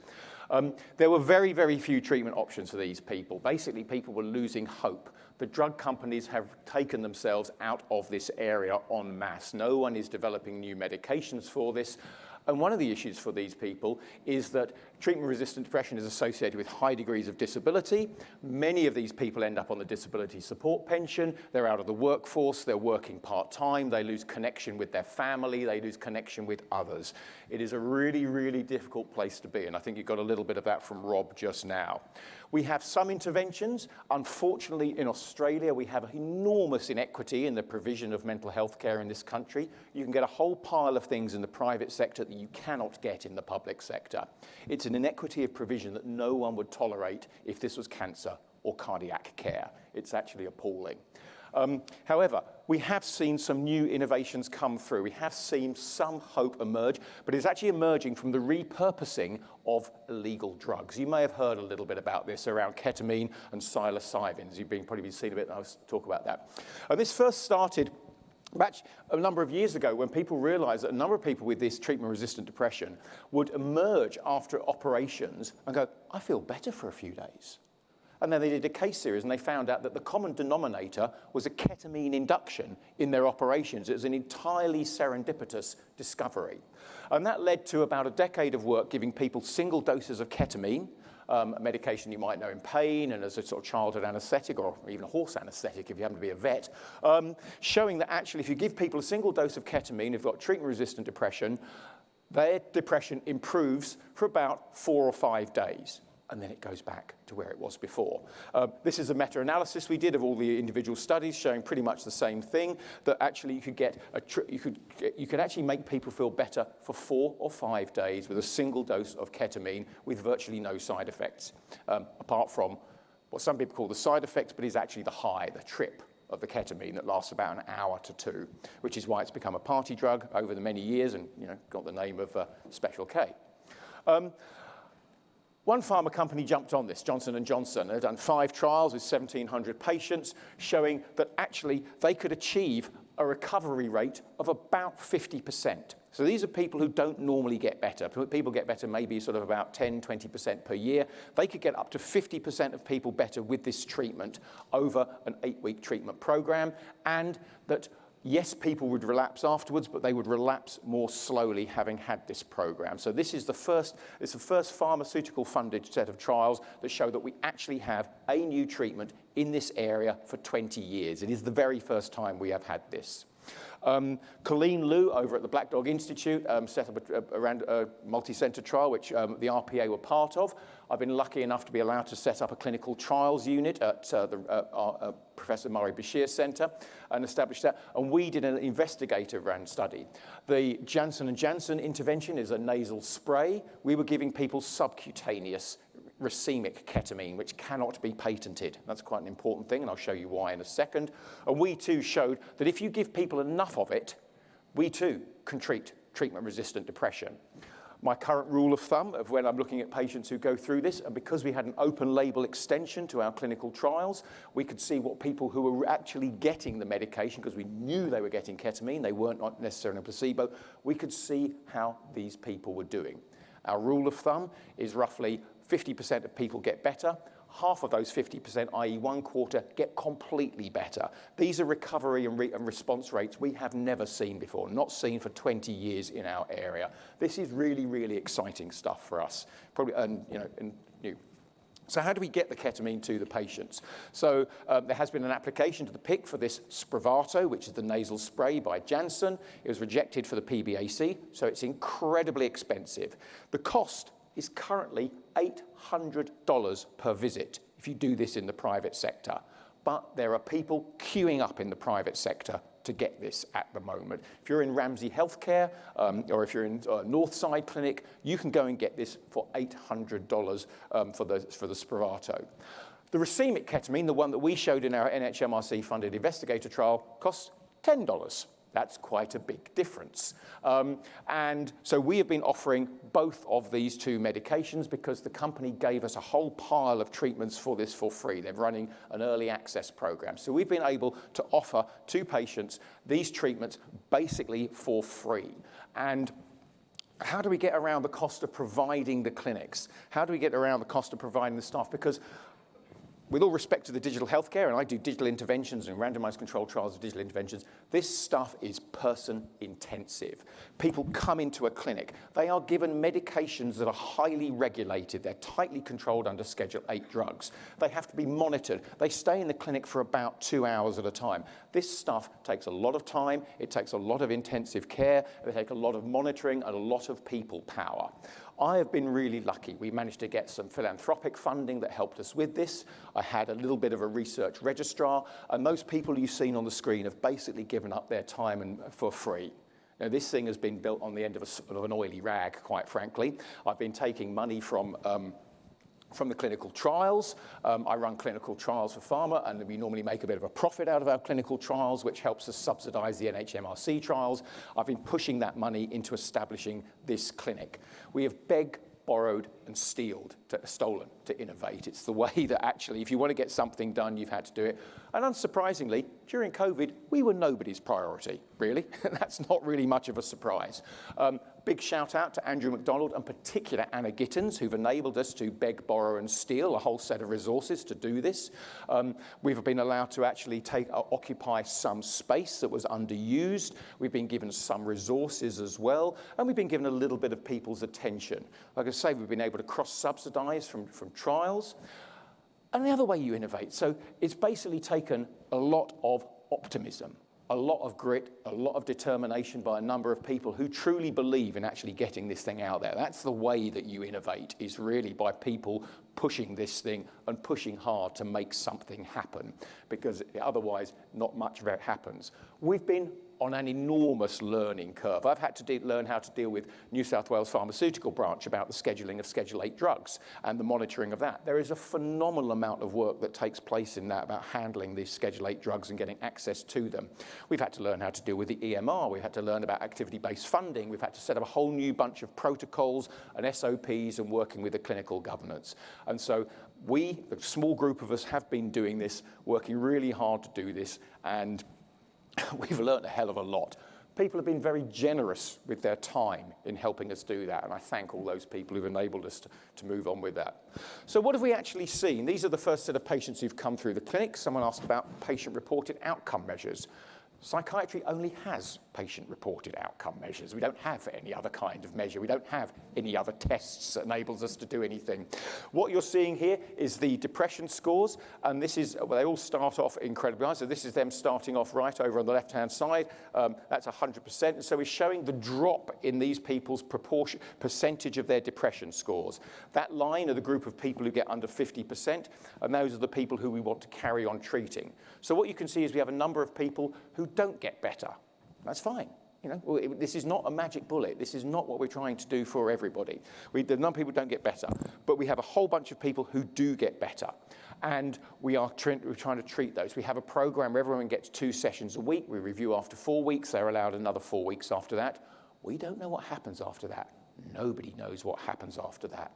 And so what are the future challenges? We already have quite a big waiting list to come onto this. We already don't know how we move patients on, because actually, as we're taking patients off this treatment, a number of them relapse. Some of them don't, a number of them relapse are coming back to the clinic. So we are already beginning to get clogged up. If you're in the private sector, that's magnificent. That's the ultimate goal of private treatment, is patients who come back and back and back and never get better because you keep getting funded. That's not the goal in the private sector. So we've got to work out how we actually manage this. And we're focusing a lot on this patient-centered care. Nicolette, you're about to hear in a moment, is doing a PhD in implementation science, and we're really looking at people's expectations about what their experience of the clinic is.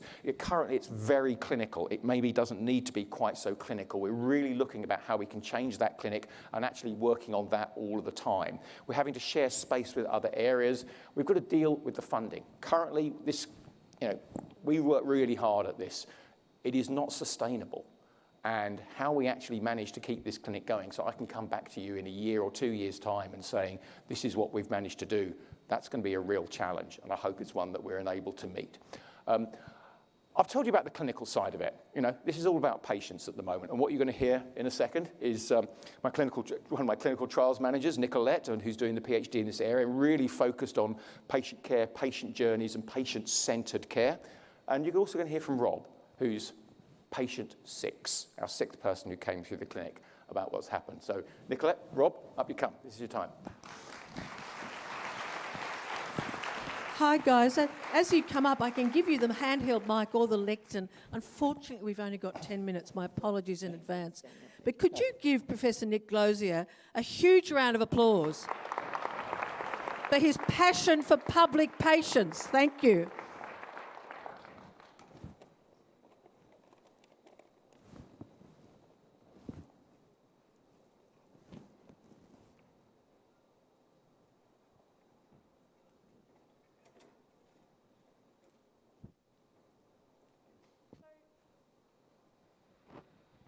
So Rob, Professor Glozier has talked about what the treatment, the response looks like for patients in clinical trials. There's a lot in the media about ketamine being a magic bullet, an instant cure, things happen immediately, you know that it's going to work straight away. What's the reality of it been like for you? I guess the reality for me has been... Have you got a mic? Can we have his mic up, please? Is that working? Yep. There we go. So I guess the reality for me is I'd love to say it's a magic bullet, but it's not. I started treatment about 8, 9, 12. In February, I think. 12, yeah, in February this year. And I felt good after my first treatment, And I continued to feel better after each treatment. But after my 8-week period, there was a 2-week gap before they renewed my paperwork to go back and get treated again, and I noticed a decline. So basically, the reality is, the ketamine is part of the treatment, and it does help in, I guess, the way that I process my thoughts and the way that I process things and deal with things. But if I don't do anything on top of that to deal with my depression, so if I don't go and get don't go and see a psychologist and talk about those things and actually learn how to not just process those things in my head, but how to actually deal with them on a daily basis so I can kind of move forward with my life, then the treatment alone isn't going to magically fix the people.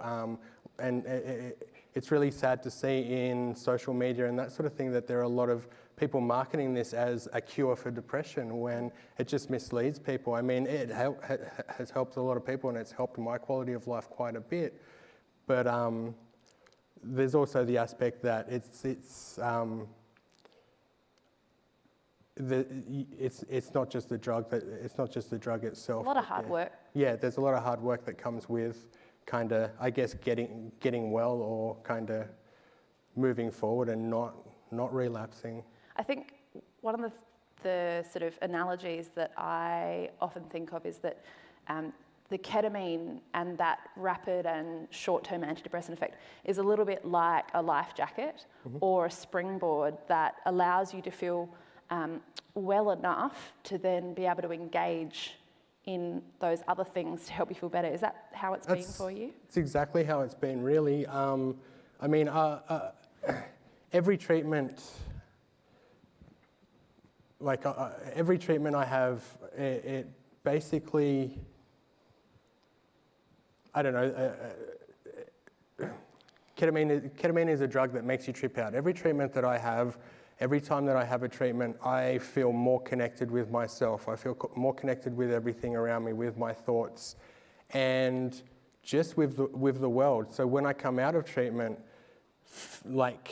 I don't know, it flips the switch in my brain, but for days after the treatment, I still feel that connection, and that connection with myself, which is something that I lose with my depression and when I'm really in it and the medications that I take don't work.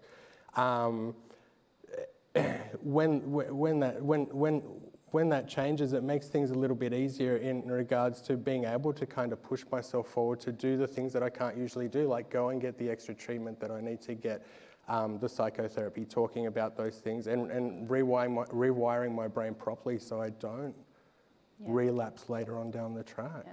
It's interesting as well because, I'm doing my PhD, setting up this clinic. I have had the privilege to talk to a lot of patients who have received the treatment. And what you described, that connectedness to yourself, it's quite an intangible concept that you really don't necessarily fully understand unless you've had the treatment. Absolutely. But what I've found is that a lot of different patients who haven't talked to each other have pretty much said the same thing. So it's really interesting to hear that, and it's fantastic to hear that that has helped you to engage in things. And it's not just, feel well enough to go to psychotherapy and talk about your history, but also feel well enough to sort of go back and do things that a lot of us take for granted. Getting out of the house. Yeah, I mean, that's the thing. Before I started treatment, I really struggled with a lot of stuff. I really struggled to, and I mean, this was even pre-COVID, I struggled to leave the house. There was a period where I didn't leave the house for 3 years, and I was on a hell of a lot of medications, and more often than not, they made things worse, or anytime I had to change medications, I would go through the withdrawals of having to change, starting a new medication, and having to wait 4 to 6 weeks for those medications to work. And I've been on just about every antidepressant on the market. I've been on mood stabilizers, antipsychotics, you name it, and I've been prescribed it, and everything I took didn't help.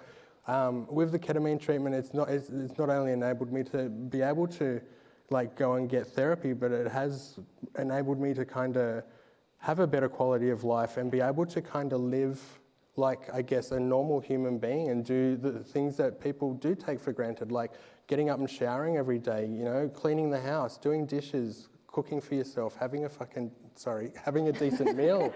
But yeah, like those things that people just don't, like people that don't, I guess, haven't been in the depression don't know that we take for granted, like, yeah. Absolutely.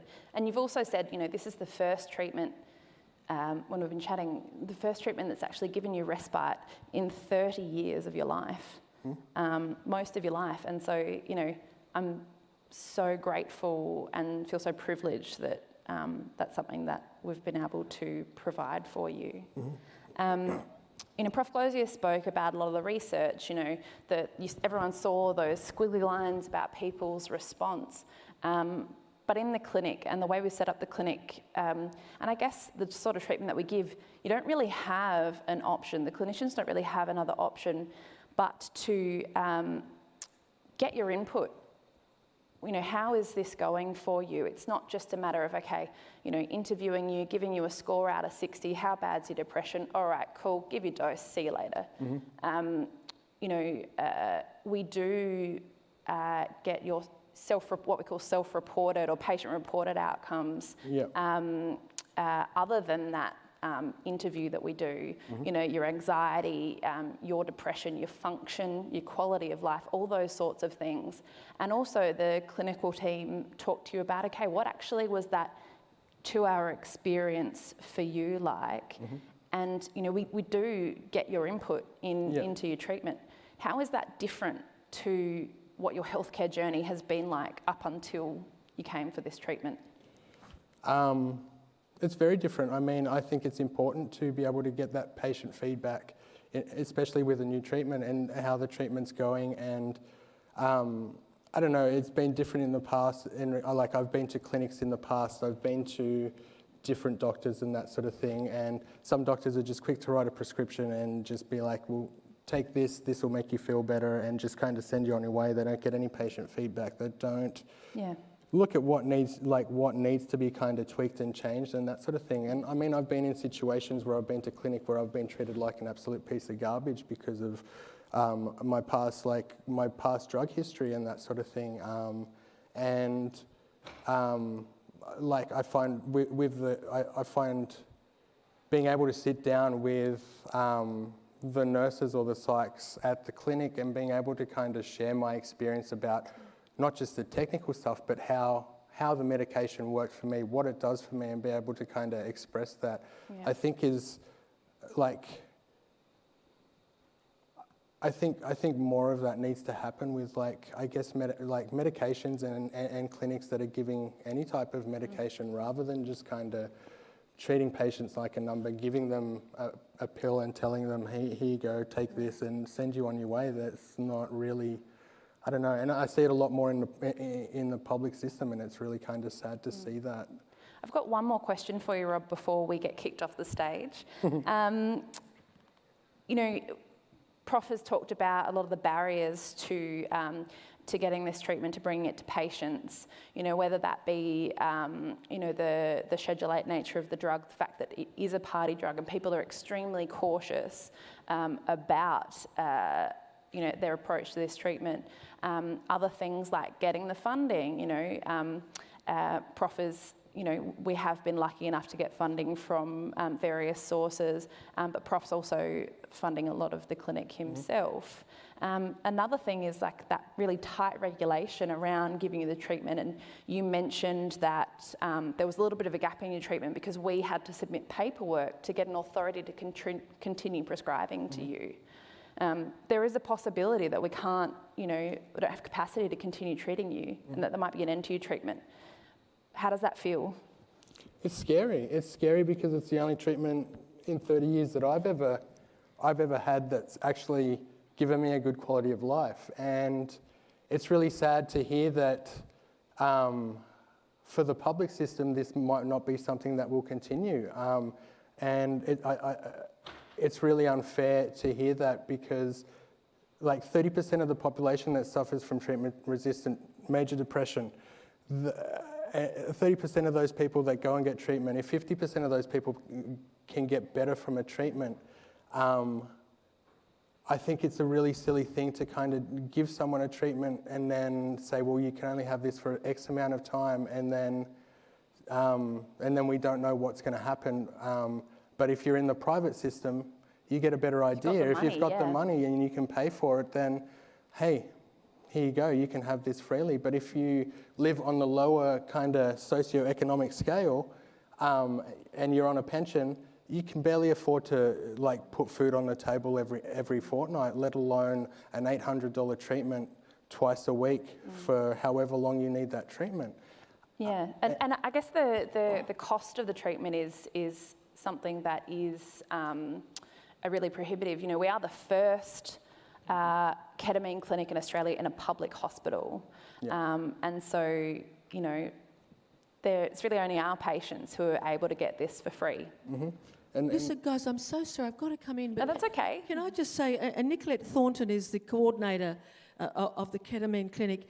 Just before I do have to end this session, I just want to quickly say, first of all, Rob, the photographs are unbelievably. They are, yeah. And there's a yeah. I really want to urge you during the break to go to the exhibition centre and see them. I'm hoping you may be able to be physically there as well. Sure. But I've had an opportunity to see quite a few of them, and it's 100% must do. But the thing, just before I do have to go, but I just want to ask you this, Nicolette, is the single most important thing that we have to do what we can to get funding, not only for your clinic on a continuing basis, but for access in the public sector to treatments like this that are available in the private sector. Is this fundamentally an equity of access issue? Just a final quick comment, if you could. It absolutely is. Yeah. You know, there are clinics in Australia who charge, you know, Prof talked about the cost of the drug, of the nasal spray that Rob receives. But there are clinics who are charging $3,000 a treatment in Australia for an infusion. And the reality of the rapid action of ketamine is that while it is a rapid antidepressant, it is brief acting, and people do need repeated doses, most people, to maintain that response. But definitely equity of access issue. Look, can I just say on behalf of everybody, to both of you and to the Professor, thank you so much for bringing this to our attention. Thank you. We did well. Good job. Just give me 30 seconds of attention.